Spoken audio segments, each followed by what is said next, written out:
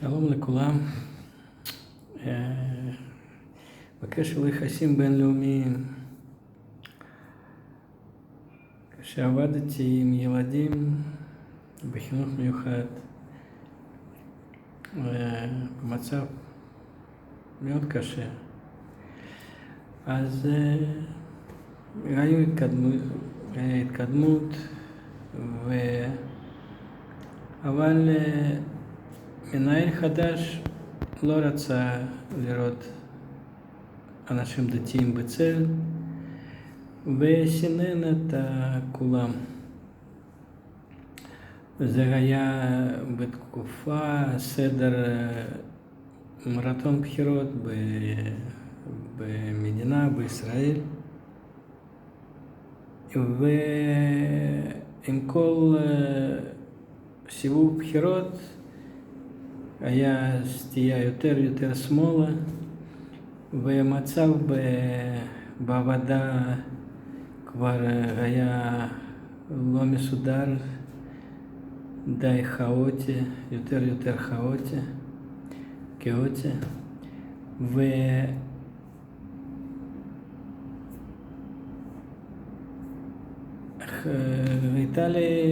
אני ראיתי קשר בין מה שקרה במדינה ומה שקרה בצוות די קטן, ואז אני רציתי ללמוד יחסים בינלאומיים. ואחרי שנה לימודים באוניברסיטה הבנתי שבתחום אין תיאוריה יחסים בינלאומיים הכללית, אשר יכולה לתאר את כל תופעות בתחום באופן אחיד. יש תיאוריות פרטיות שיכולים להסביר חלק מתופעות. כל תיאוריה באזור שלה. כך בתיאוריה ריאליסטית יכולה להסביר תהליכי מלחמות ומתחים. תיאוריה הומניסטית יכולה להסביר תהליכי גלובליזציה, שלום, חיבור בין המדינות. יש ניסיון קונסטרוקטיביסטי לחבר ביניהם, אבל זה לא מצליח עד כאן,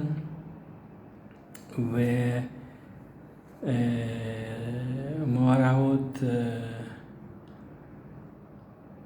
9/11 וגם 7 באוקטובר היו הפתעה מבחינה תיאוריה, למרות שמאורעות 7 באוקטובר היו כתובת כתובה על הקיר.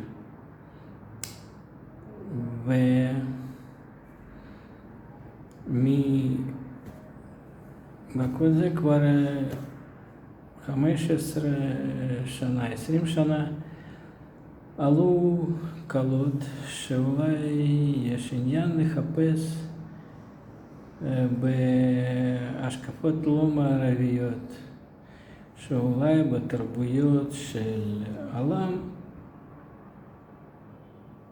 אפשר למצוא בסיס לתיאוריה כללית, וזה נקרא תיאוריות יחסים בינלאומיים לא מערבית. ועד זמן האחרון בתחום לא היה התקדמות, רק תיאורים של השקפה השקפי מזרח התיכון, הקינאווה, גם תרבויות אפריקה ועוד. והרעיון שעלה הוא שאם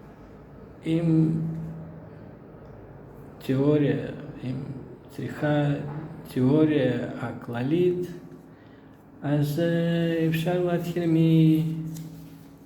מהיגיון, מהנחה, שיש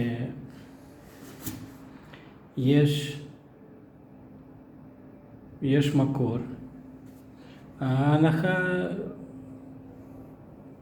מופשטת, תיאורטית לגמרי, כמו בתחום מתמטיקה, במדע מדויק. הנחה שיש מקור, וכשבני אדם פנים למקור הזה, מקור לכל תהליכים בעולם, ביקום.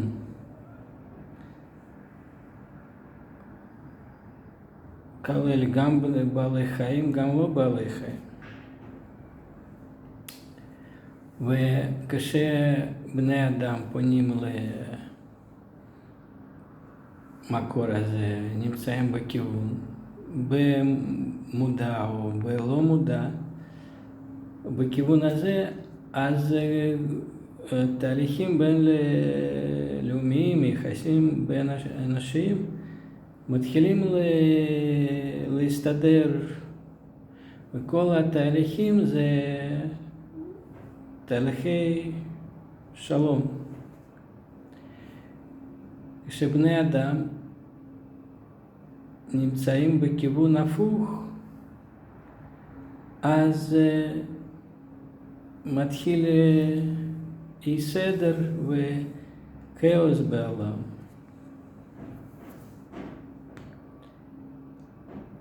ולמה בני אדם? בגלל בני אדם הם בעלי בחירה לבחור מעשים וסדר וכיוון.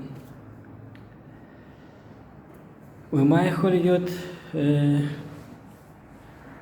דוגמה בחיים, בעולם ריאלי, במציאות? מה יכול להיות דוגמה להנחה התיאורטית הזה? נו, אחד, ונראה לי זה חשוב, זה מה שמתאים עכשיו, זה דוגמה לזה, זה דת. כי בדת יש הנחה שיש איזשהו מקור שהוא מקור לכל תהליכים. ואם כן, אז ככל שבני אדם בתוך הדעת, שככל שבני אדם נמצאים בכיוון המקור, ככה הכל שלום, ככה משתפרות מידות.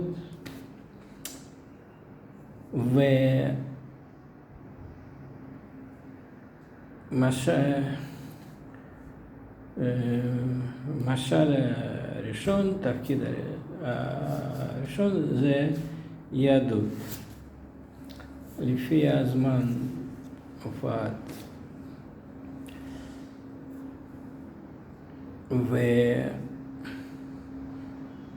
וגם כשיהדות הייתה היחידה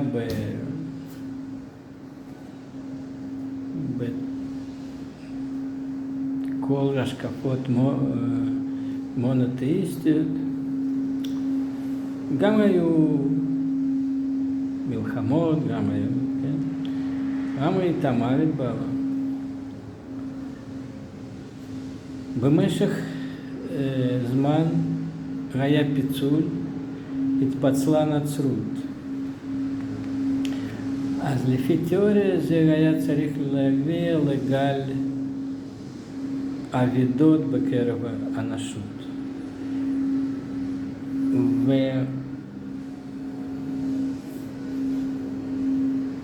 וכך באמת היה, כי הפעלת נצרות אחר כך הביאה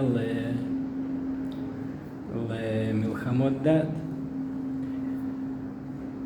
ואחר כך היה עוד פיצול אחד, וזה אסלאם, כשהוא נכנס לכוח, התעצם, זה גם הביא למלחמות דת עם אבידות. אז איך אפשר,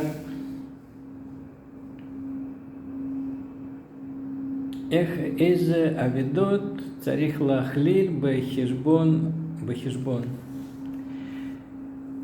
נראה לפי ההנחה הראשונית,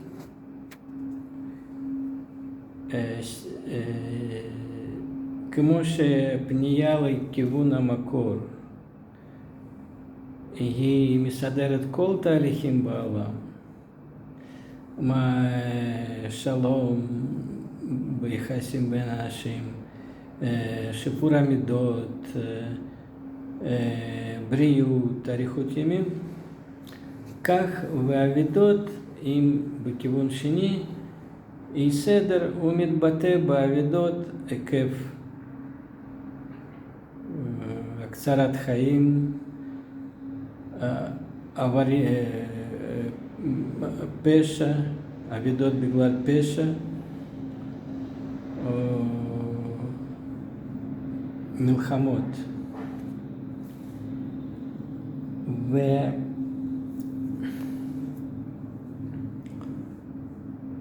ולפי ההיגיון אפשר לשער שיש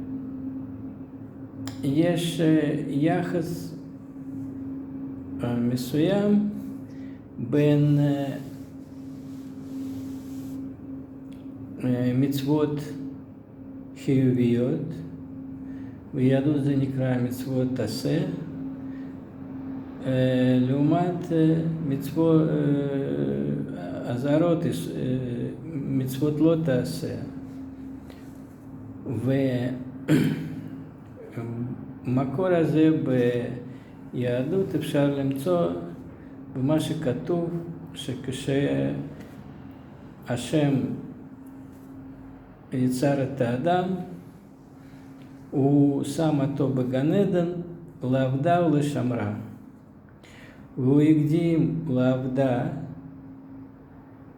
ולשמרה, שקודם כל אדם צריך לעשות, לבחור איזו מטרה טובה, ומטרה הזו דרך הזו תיתן זווית, ממנו אפשר, אדם עורך את כל המאורעות שיש סביבו. כי מטרה קובעת את הערכים.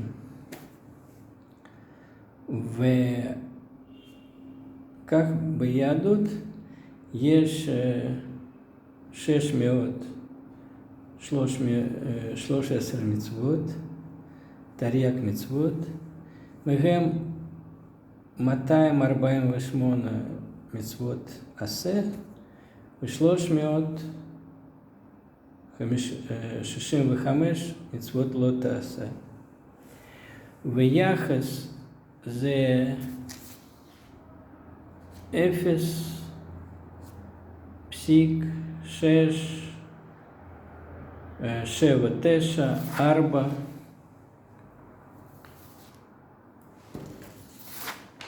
ושם עוד מספרים.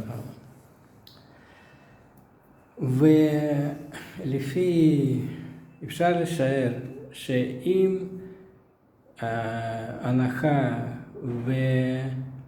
ודוגמאות לה בעולם, במציאות, נכונה, אז יש קשר בין מידה סטייה של כל פיצול מידת העיקרית, מידת יהדות, מיהדות, מידה סטייה, וזה במקביל, זה מותאם, יש התאמה ליחס מצוות תעשה מול לא תעשה בכל הפיצול. ואפשר לשער שככל מספר מצוות לא תעשה, מספר איסורים הוא גבר על מספר הנחיות חיוביות, ככה זה פיצול יותר גדול וככה יותר אבידות. ועל מנת לבדוק את הדבר הזה, צריך, איך אפשר לבדוק? אפשר לאסוף נתונים, מה שאפשר, על כל מלחמות דת, על כל האבידות אחרי שייכים לכל הפיצול,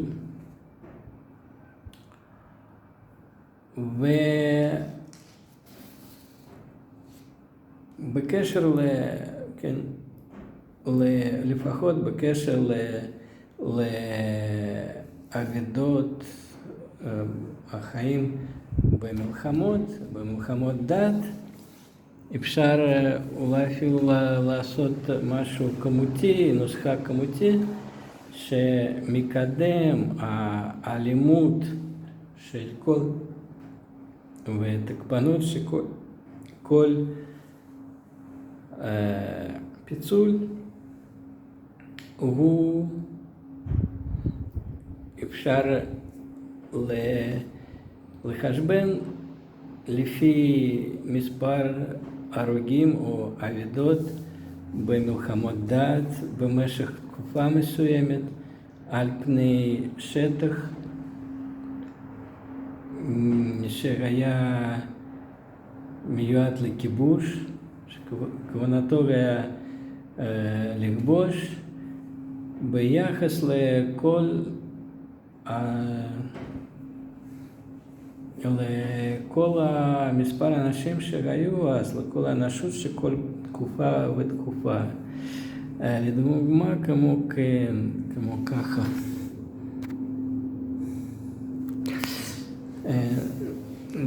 צריך לכתוב נוסחה כמו ככה.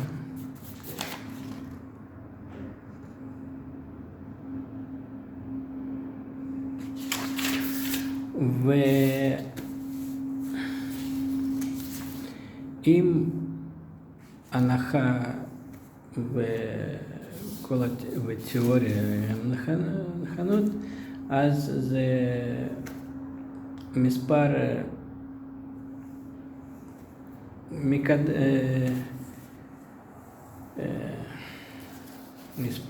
אבידות מקדם בכל פיצול,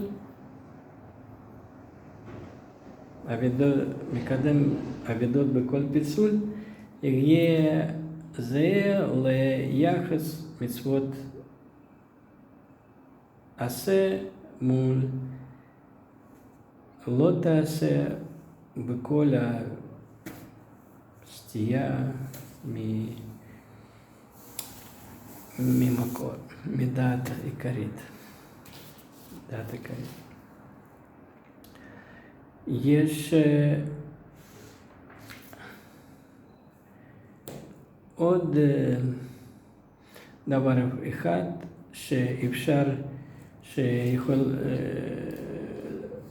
שדרכו אפשר לבדוק, ככה אם משל הוא נכון ומשל מקור תיאורטי הוא דת יהדות, אז קיום מדינת ישראל היא גורם המבטיח ומרבה שלום ביחסים בינלאומיים. וגם בכל שאר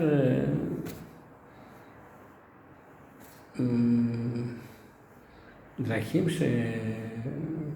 אבדות או להפך אריכות ימים של בני אדם. ופה אפשר לשים לב לדפוס מחזרי שהוא חזר בהיסטוריה במשך 100 שנים האחרונים. כך דפוס הזה, מחזור הזה, זה מלחמה עולמית, מלחמה ניכרת, משמעותית לפי ערך האנושות כולה, והיא לא נסגרת כמו שצריך. אחרי מגפה עולמית, ואחרי מגפה עולמית שוב מלחמה, שגם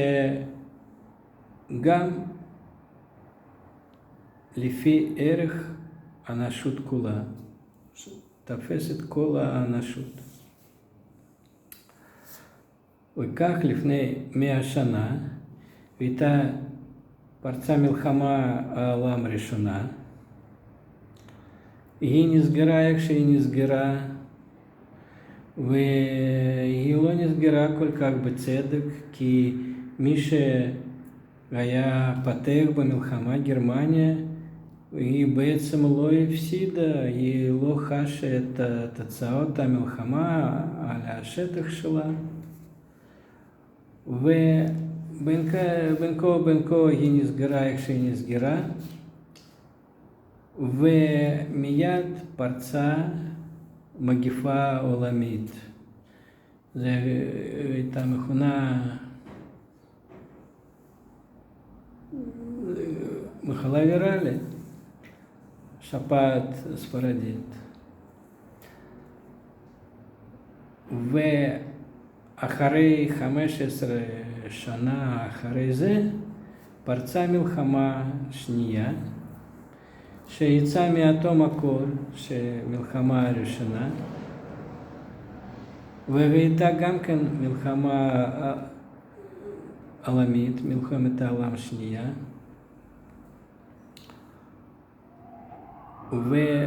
וגם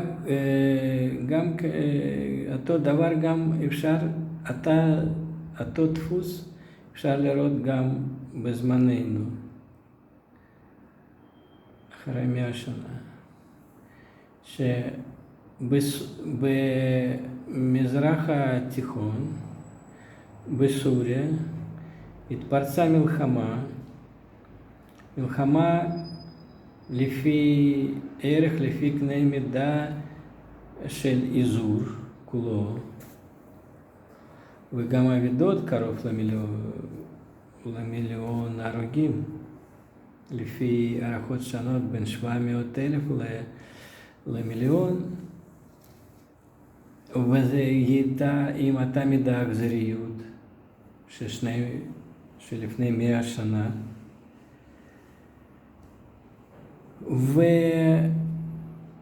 ואחר כך היא קצת טפטפה לשוליים שבאירופה, זה בגבולות אוקראינה, והיא נסגרה איך שהיא נסגרה, לא לפי רצון כל הצדדים, ולא לפי רצון הקורבנות העיקריים שמה. ומיד התפרצה מגפה, היה כבר מובן שזה תוצאות הסופיות, התפרצה מגיפה עולמית, פנדמיה, גם ויראלית, וגם כן לקחה מספר קורבנות לפי ערך קורבנות שבמלחמה. ואפילו יותר, ואחרי זה כבר פרצה מלחמה שנייה, מלחמה הבאה, וזה הייתה מלחמה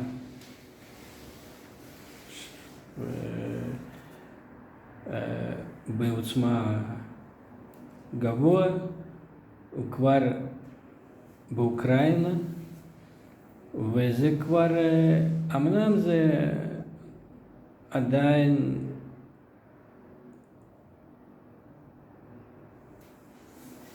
כיוון מזרחי של אירופה, אבל זה כבר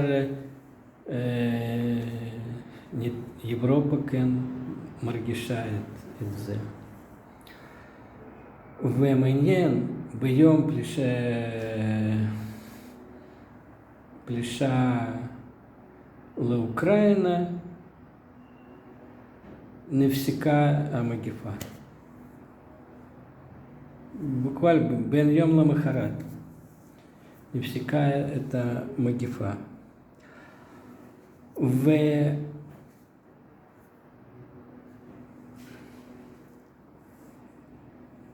עכשיו קורבנות כלליות, זה מתקרבים לאבדות של מגפה גם כן. ככה שיש אותו דפוס, אבל יש שינוי. אחרי המלחמה השנייה לפני 100 שנה,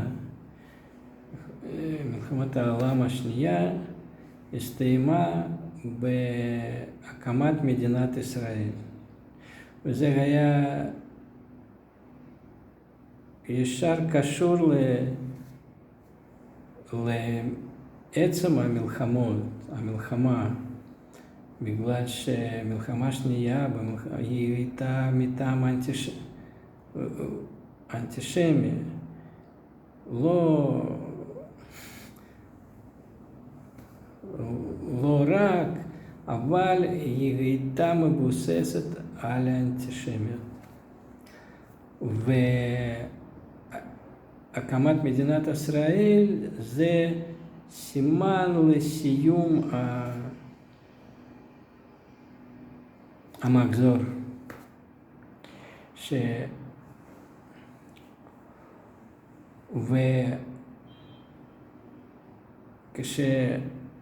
וכשהופיע בעולם מדינת ישראל,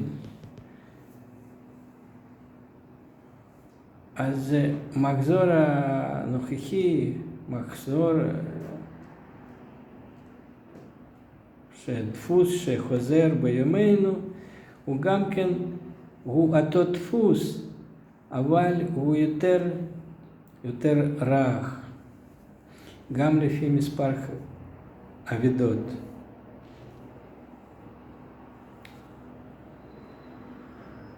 גם יותר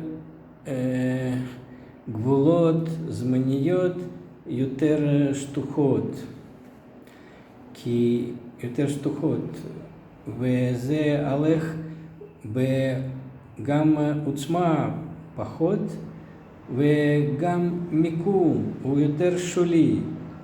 אם מלחמה ראשונה ושנייה זה היה בלב פועמת של האנושות באירופה, וגם היה במזרח התיכון, אוקינאווה,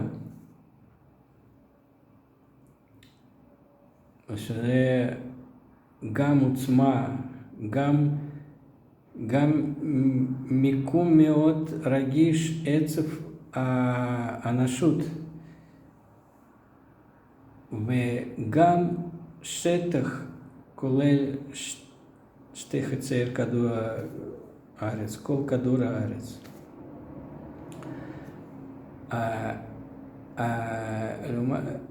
ועכשיו, עכשיו זה יותר שולי. נו, סוריה, מדינה העולם השלישי, מתחיל איכשהו לטפטף שם ממש בגבולות מזרחיות של אוקראינה, זה בכלל שוליים של אירופה.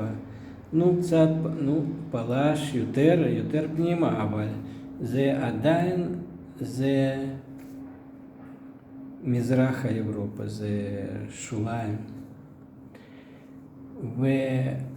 וגם, כן, וגם מגיפה פחות אלימה, עם פחות אבדות. וזה בזכות, בנוכחות מדינת ישראל. ודרך אגב, לפי יהדות אפשר להסביר את זה, כל מחזוריות במנגנון כל דפוס הזה של מחזור, מלחמה, מגיפה, שוב מלחמה, אפשר להסביר לפי השקפה על עמלק. זה ביהדות ומקור זהו בספר השני, סוף פרק 17. שם כתוב על עמלק. ובין כל זה אפשר, יש לבדוק התיאוריה הזה, לבדוק הדברים, אם לנתח, לברר, האם יש מטען בין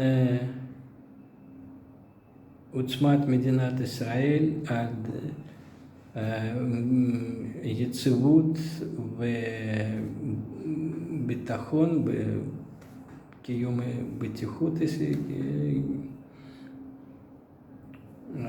מדינת ישראל,